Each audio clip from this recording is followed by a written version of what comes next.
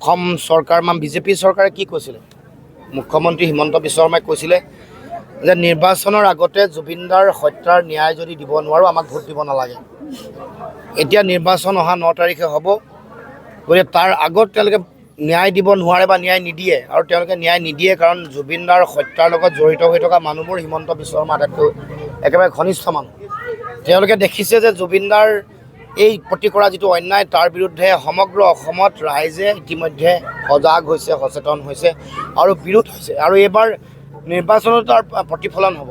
এইবাৰ বিধানসভা নিৰ্বাচনত জুবিনদাক কৰা অন্যায়, জুবিনদাৰ হত্যাৰ প্ৰতিফলন হোৱাৰ ইংগিত পায় তেওঁলোকে এই নিৰ্বাচনৰ কোড অফ কণ্ডাক্ট চলি থকাৰ মাজতে ফাষ্ট ট্ৰেক কোৰ্ট হোৱাৰ ঘোষণা কৰিছে।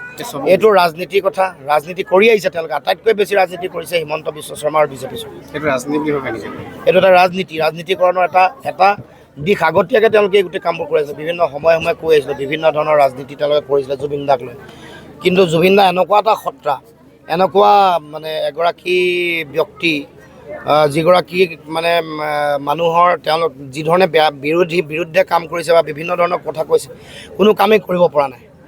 তেওঁৰ এই শক্তি, এই সত্তাই গোটেই মানে হিমন্ত বিশ্ব শৰ্মা বিজেপিৰ কূট কৌশল চাল চলনবোৰ গোটেইবোৰ বিফল কৰা আমি দেখিবলৈ পাইছোঁ।